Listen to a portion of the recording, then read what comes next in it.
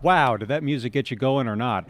Hi, good afternoon, everybody. I'm Erik Sandoval. It's about 12:35. It is your lunchtime, and this is the time of day here at News 6 where we'd like to take a couple minutes, just chill out a little bit, take a breather, and look at some of the stories that we are covering for you. Maybe peel back the screen a little bit and look behind the scenes at what it's taking to come up with some of the content that we are generating.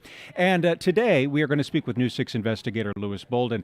And I don't know if you have noticed, I know you have, Louis, but I don't know if our viewers have noticed, WKMG is hitting the road. And for our first stop, we are hitting the zip code 32825. And last night, I did a story that we learned from our viewers, the extreme homelessness issue that 32825 is experiencing right now. And that sort of parlayed into what you're covering tonight, which is a mobile home park in that area that basically has its own issues, right? Yep, that's right, Sando. First of all, I want to say I'm so excited because I never get to do this with you. I So thank you know. for having me. So yeah, we're talking about the Lake Downey Mobile Home Park. And as you know, we sent a call out to our viewers to ask what we should focus on in the 32825 zip code.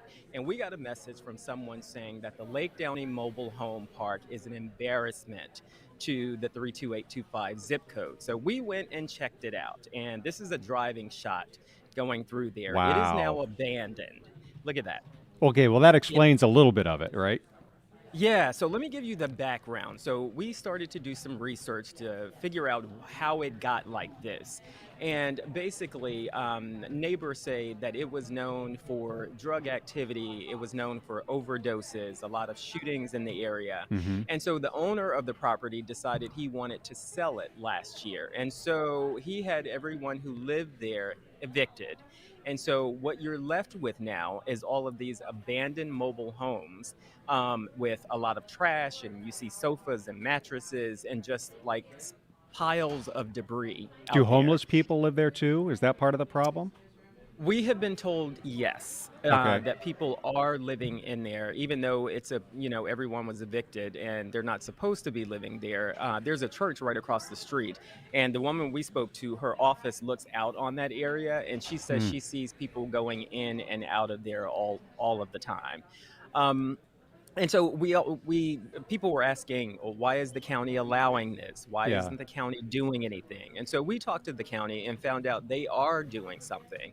The Oh, county has been fining the property owner for over a year now, and the property owner has racked up more than $3 million in fines. what? Um, and code Wow. enforcement fines. Yeah, and it's actually going before the code enforcement board next month.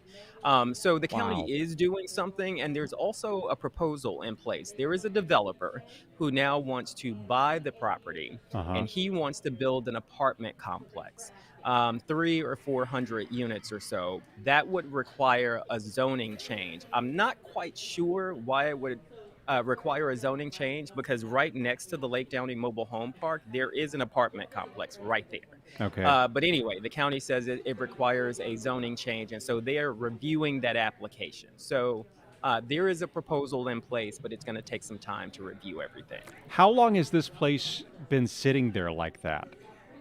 Years, years. We spoke to Really? an yes. Well, no, no, no. It's been abandoned for going on a year now, Okay. but it was in bad shape before that when people were Hmm. living there. I talked to a guy who lives in the apartment complex next door, and he says that he we saw him with his little girl, and he said his kids were not allowed to go outside in within their apartment complex. Right next door to his apartment, there is a park with swings and sliding boards. Hmm. And he said he would not allow his children to play out there because of what was on the other side of the fence, which was the Lake Downey Mobile Home Park. So even when Wow. people were living there, it wasn't the best situation.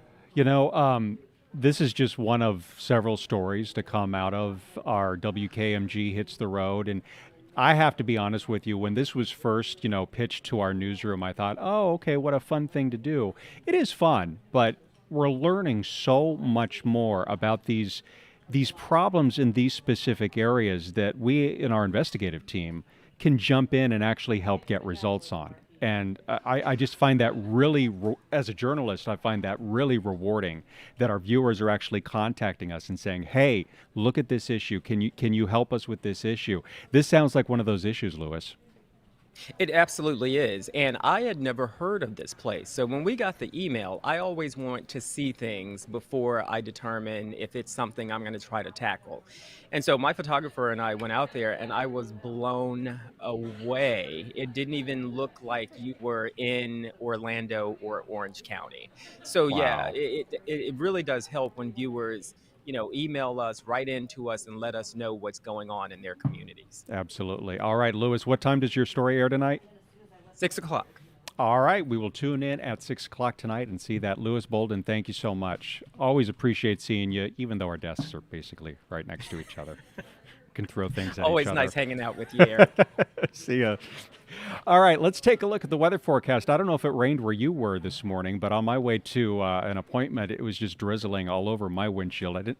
Was it fog or was it rain? A mix. Okay, meteorologist Jonathan Keg is sitting right next to me. It was a mist. It was a mist. That's the meteorological term. Let's check your 7-day forecast here. It looks like we have a little chance of rain coming this weekend, but otherwise, spring is back. We have temperatures in the 70s and 80s.